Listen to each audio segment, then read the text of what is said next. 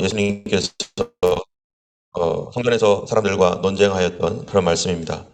지금 예수님께서 이제 유대 베레아 사역들을 이제 마치시고 이제 삭개오를 어제 삭개오를 만나 여리고에서 삭개오를 만나고 그리고 이제 예수님께서 예루살렘으로 올라가셨는데요. 오늘 20장은 이제 고난주간 화요일 이제 셋째 날이죠. 예수님께서 이 성전에 예루살렘에 들어가셨고 들어가신 내용은 이제 다른 성경에서는 나귀를 타고 예수님이 들어가셔서 또 이런 내용들이 우리가 이미 지나갔죠. 그렇게 지나갔고 그리고 오산나 외치고 하는 가운데 이제 화요일이 되었을 때 성전에 들어가셨던 예수님께서 백성들을 가르치시고 복음을 전할 때 제사장들과 서기관들이 장로들과 함께하여서 예수님께 나아옵니다.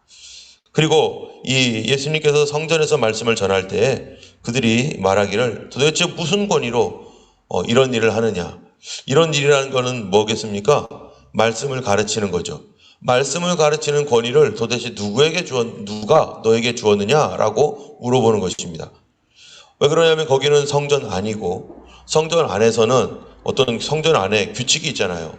질서가 있는데 이 사내들인 공회에서는 예배와 또 말씀 이런 것들을 주관하는 어떤 일들을 특별한 사람들에게 위임을 해서 그 사람들이 말씀도 가르치고 또 예배도 이렇게 하게 하고 하는 그러한 그 권위가 있는 성전직이 뭐 이런 성전을 담당하는 그런 사람들이 있고 그 사람들 위에 다른 사람들이 거기서 그렇게 하는 것을 참으로 하지 못하게 하는 것이죠. 당연한 것이죠. 그렇게 해야지 질서가 잡히고 또 사람들이 이 아무나 또 이단적인 것들이나 이런 것들을 함부로 하지 않도록 그렇게 하는 그 일들을 이렇게 관리하는 일들을 하는데 그런데 예수님께서 거기에 그 성전에서 예수님이 이 허락도 받지 않고 자기들의 허락도 받지 않고 말씀을 막 전하고 있는 겁니다. 그러니까 당장에 사람들이 와가지고 도대체 누가 너에게 가르치는 권위를 주었느냐? 누가 허락해 줬길래 여기서 말씀을 가르치려고 하느냐라고 하면서 당연히 그렇게 스톱을 시키는 것입니다. 그럴 때 예수님께서 누가 권위를 주었는지에 대하여 얘기하시는 것이 아니라 그들에게 질문으로서 그 말에 답을 주는 거죠. 3절에 보니까 대답하여 이르시되 나도 한 말을 너에게 묻으리니 내게 말하라. 요한의 세례가 하늘로부터냐 사람으로부터냐. 다시 말하면 요한이 이 세례를 주는데 이 물 세례를 주는 것이 누구의 권위로 주는 거냐라고 그들에게 물어보는 거죠. 누구의 권위로 요한이 세례를 주는지 너희가 나에게 먼저 얘기를 해달라. 왜냐하면 요한은 많은 사람들이 지금 따라다니는 사람이었는데 요한이 어떻게 됐습니까? 이 세례 요한이 이 헤롯에 의해서 순교를 당했어요. 죽음을 당했습니다. 그런데 그 일에 그 주변에 있었던 헤롯의 주변에 누가 있어요? 제사장이 있지 않겠어요? 선지자들도 있겠고 또 뭐 여러 거기에 관련된 사두개인, 바리새인 뭐 이런 사람들 있지 않겠어요? 그런데 그 사람들이 뭐 했죠? 세례 요한이 죽을 때 그 사람들이 말렸나요? 세례 요한의 죽음을 말리지 않았습니다. 성경에 어느 누구도 세례 요한을 죽이면 안 된다고 하면서 말린 사람의 이야기가 나오질 않아요. 그들도 다 세례 요한이 뭔 줄 알아요? 선지자인 줄 알아요. 세례 요한은 하나님이 보내주신 사람인 줄 알아요. 그런데 그 사람이 정치적으로 이용을 당하고 그리고 예수님 증거하다가 감옥에 갇혀서 그렇게 죽는데 거기에서 사람들이 세례 요한을 살려주려고 하는 사람이 없다는 것은 그들도 뭐예요? 그들도 똑같다는 것이죠. 그들도 헤롯과 한패, 세례 요한을 죽였던 사람들과 한패가 되어서 그래 세례 요한이 하는 말이 옳기는 옳지만 내가 여기에 이 자리에 있는 것을 위태하게 만드는 사람이 세례 요한이다. 우리가 하고 있는 그 일 세례 요한이 외치면서 잘못됐다고 이 헤롯과 그 일당들이 하고 있는 일들이 잘못됐다고 하나님 말씀 앞에서 바르게 서야 된다고 외칠 때 다 자기들도 싸잡아서 그렇게 욕먹고 있는 그런 상황이고 또 세례요한이 죽고 나니까 예수님이 오셔서 대제사장들과 서기관, 바리새인, 율법학자들, 그때 세례요한을 죽였던 그 사람들과 작당이 되어서 함께 그 일을 했던 선지자를 죽였던 사람들, 이 사람들이 바로 오늘 그 사람들이거든요.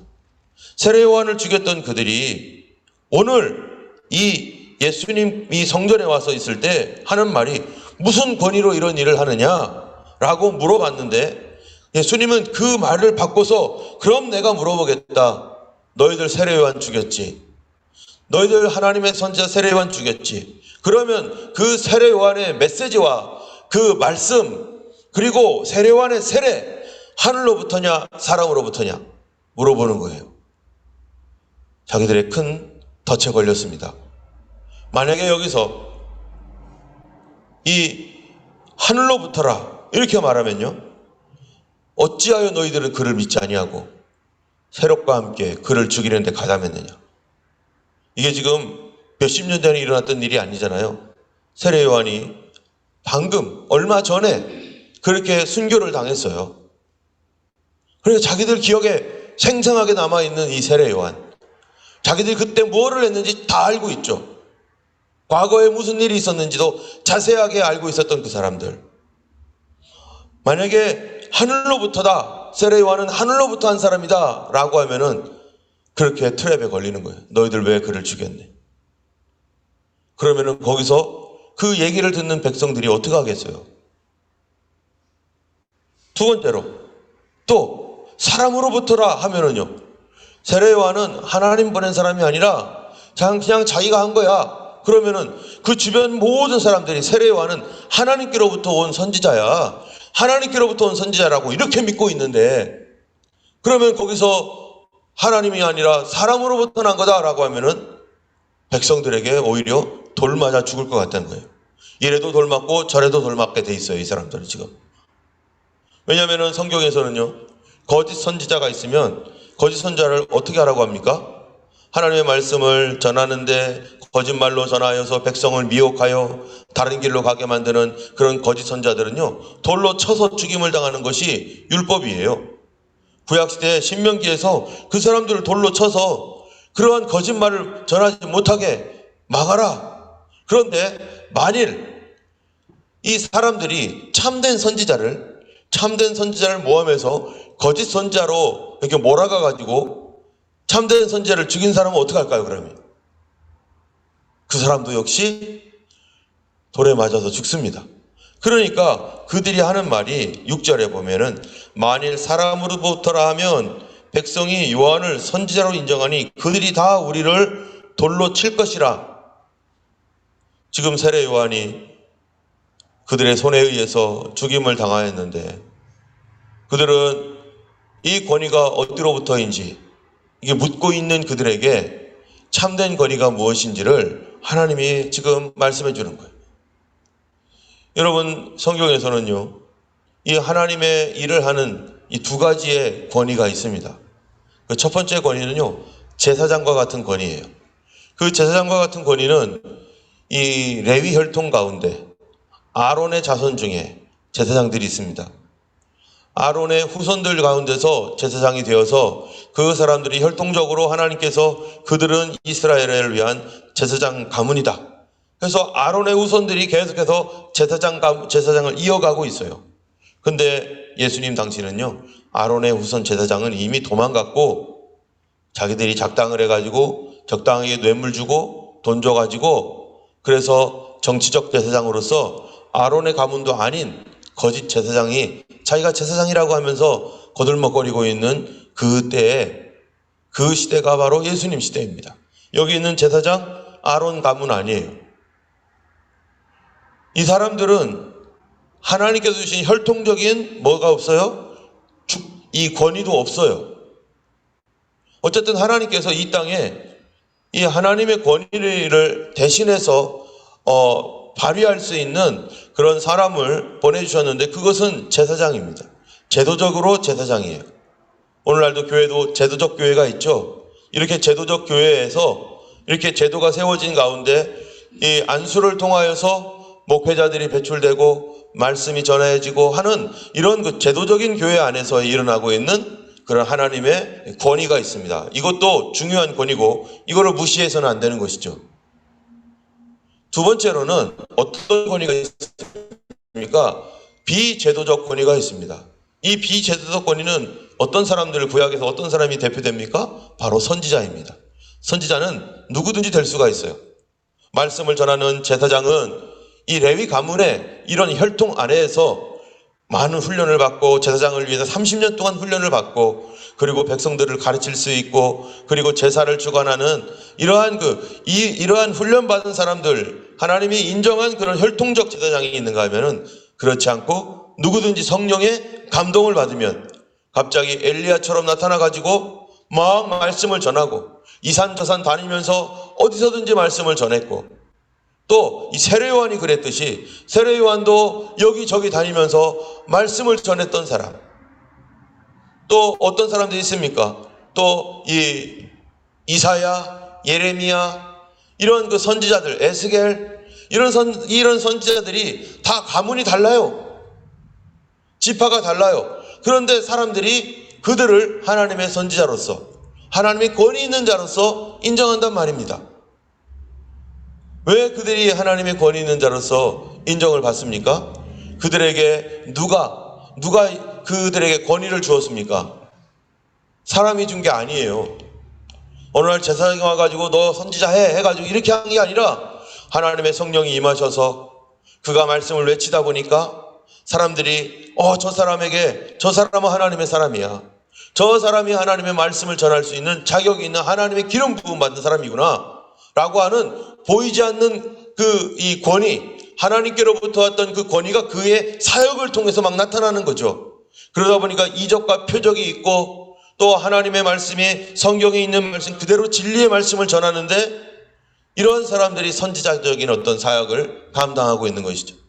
그래서 과거에는요, 이 교회에서도 이 침례교 같은 경우에는 이 말씀을 전하는 사역자가 목회자도 있지만 평신도들도 말씀을 전할 수 있도록, 왜냐하면 그에게 아무나 시키는 건 아니죠, 당연히.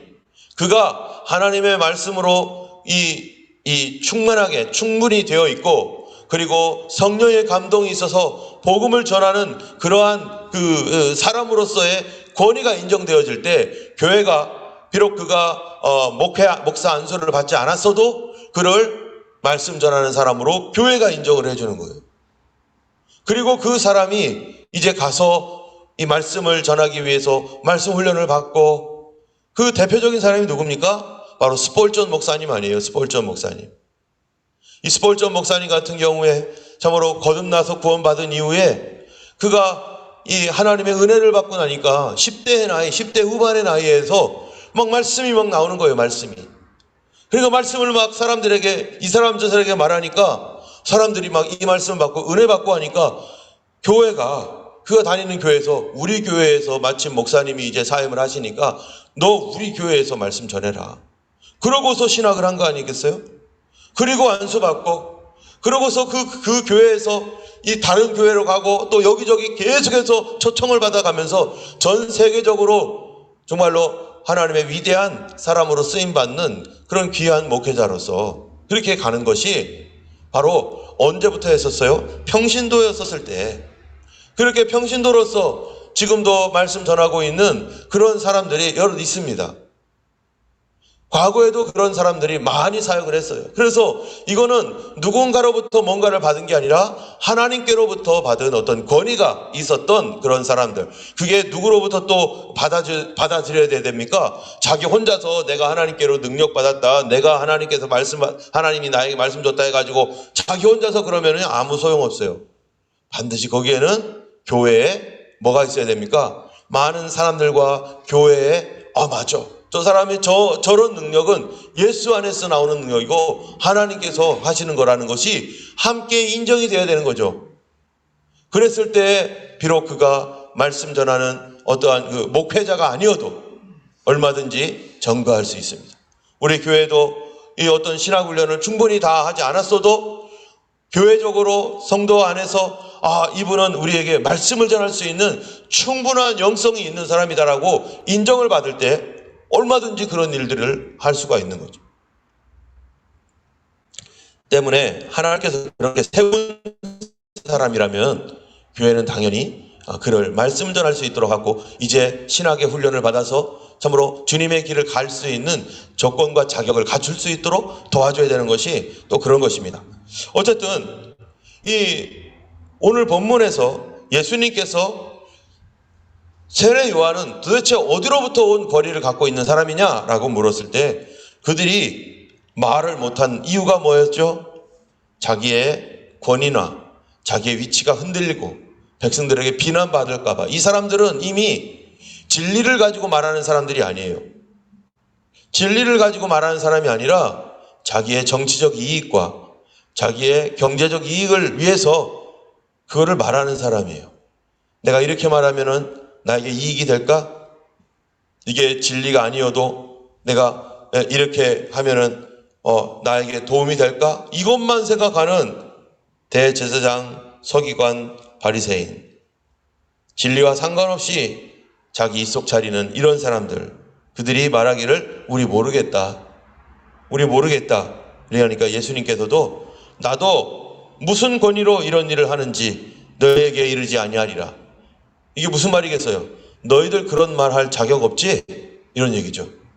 너희들 남 비난할 자격 없지 지금? 과거에 너가 어떤 일을 했었느냐? 하나님의 선지자를 죽이고서도 이렇게 뻔뻔스럽게 여전히 그 자리에 있는, 그러면서 이제 누구까지 죽이려고 합니까? 이 사람들이요. 예수님도 십자가에 못 박아 죽이려고 합니다. 왜요? 자기들의 실체를 다 알기 때문에. 그리고 예수님이 계속 계시면 자기들은 계속해서 백성들로부터 비난과 언상을 받을 수밖에 없기 때문에.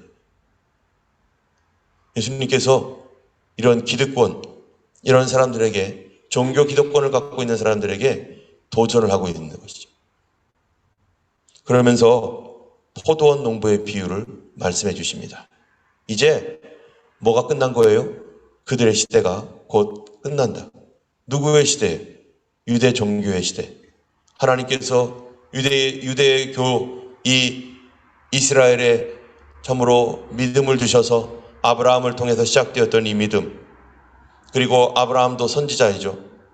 그리고 이삭, 야곱, 요셉을 통해서, 그리고 12지파가 생기고 이집트에 갔다가 다시 모세의 인도를 따라 나오고, 그러면서 하나님과 언약을 맺었고, 그래서 하나님의 백성이 되었고, 그리고 여호수아 시대를 건너서 이제 사사시대, 그리고 왕이 다스리는 왕정시대로 갔다가, 그러다가 586년에 최종적으로 이스라엘이 유다가 멸망을 받고, 그리고 전 세계에 흩어져서 다 뿔뿔이 있다가 다시 하나님께서 70년 만에 그들을 돌아오게 해서 성전을 짓고 거기서 살고 하면서, 그런 지금까지 이 구약 전체 이 모든 이 과정 가운데 이스라엘 백성들이 했던 것이 뭡니까? 하나님 말씀의 초기에는 말씀을 따르다가 왕정시대 때 얼마나, 사사시대도 물론 마찬가지지만 엉터리들이 많이 나타나고 하나님 말씀대로 살아가기보다는 자기 멋대로 살아가고, 왕도 자기의 권위로 막 다스리고 하나님의 종으로서가 아니라 자기의 나라라고 생각하면서 하나님 없는 나라를 만들고, 그러자 선지자들이 나오면은 선지자들을 다 죽이고, 교회에서 다 핍박하고, 말씀 바르게 전하는 사람들을 다 무시하고 그랬던 이스라엘. 그 이스라엘의 그 마지막이 어떻게 될 것인가에 대해서 이제 심판자로 예수님이 오셨어요. 그래서 포도원 비유를 얘기하는데요. 포도원 비유 끝에 예수님이 뭐라고 말하는지, 우린 포도원 비유는 잘 알잖아요. 어떤 사람이 포도원을 만들어 놓고 농부들에게 세를 주고 타국에 갔다가 이제 그 포도원을 이제 사람들이 가꾼 다음에 포도 딸 때가 되니까 종들을 보내었더니 종들을 죽이고, 아들을 보내었더니 아들도 죽인다라고 하는 이게 포도원 비유가 이제 이 바로 이스라엘 종교, 이 유대 종교로 변질되어져 버린 이런 그 종교, 이런 종교가 결국에는 메시아, 그들의 메시아마저도 죽일 것이다라고 예수님께서 자신의 죽음에 대하여 얘기하고, 바로 그런 종교가 어떻게 될 것인가. 맨 마지막 17절, 18절에 보면은 이렇게 말합니다. 그들을 보시며 이르시되 그러면 기록된 바 건축자들의 버린 돌이 모퉁이의 머릿돌이 되었느니라 함이 어찌미냐. 무릇 이 돌 위에 떨어지는 자는 깨어지겠고 이 돌이 사람 위에 떨어지면 그를 가루로 만들어 흩으리라 하시니라. 이 돌이 뭡니까? 이 돌이 그리스도 예수입니다. 예수 그리스도는 산돌이시고 그리스도가 우리의 반석이시고 이 그리스도 반석 위에 집을 지으라고 말씀하시고, 그런데요, 유대 종교가 지금 대제사장, 서기관, 바리새인 이런 사람들, 사두개인 이런 사람들이 지금 한 마음이 되어서 예수님을 죽이려고 합니다. 세례 요한을 죽이듯 예수님을 죽이려고 할 때 그때 예수님께서 예언적 말씀을 하시는 겁니다. 건축자들의 버린 돌이 모퉁이의 머릿돌이 되었는데 너희들 무릇 이 돌 위에 떨어지는 자는 깨지겠고 이 돌이 사람 위에 떨어지면 그를 가루로 만들어 흩으리라. 지금 그들은 어디에 떨어지고 있어요? 그들은 어떤 돌이 자기들 머리 위에 떨어지고 있는지를 모릅니다. 하나님의 아들을 그들이 십자가에 못 박아 죽이려고 하고 있는 그런 시점에서 하나님의 아들이 누구인가? 하나님의 아들을 그들이 어떻게 대하고 있는가? 그들의 종교가 하나님의 아들을 어떻게 대하고 있는가? 그들의 종교는요, 하나님의 아들을 십자가에 못 박아 죽이려고 하고 있습니다. 하나님의 아들이신 예수 그리스도는요, 우리의 구원자이지만, 그러나 예수 그리스도는 동시에 무엇입니까? 예수를 배척하는 자들에게는요, 커다란 심판, 그들을 박살내는, 다 가루로 흩어버리는 그런 예수를 배척하는 모든 자들에게는 예수님은 큰 심판의 거리가 된다는 거죠. 유대 종교는 지금 예수님을 십자가에 못 박아 죽이려고 하는 그러한 이 죄악 안에서 결국 예수님이 십자가에 달려 돌아가셨을 때 그들이 어떻게 됩니까? 유대교가 사라져버리게 되죠. AD 70년에 티투스 장군에 의해서 이 성전이 다 무너지고 135년에 제2차 유대 반란에 의해서 하드리아누스 황제가 성전산에다가 이 주피터 신상을 세우고 이런 일들을 하니까 반란을 일으켰다가 유대가 완전히 예루살렘이 파괴되고 완전히 사라지는, 그래서 유대 종교가 지금 2000년 동안 사라졌다가 1945년 5월 14일인가요?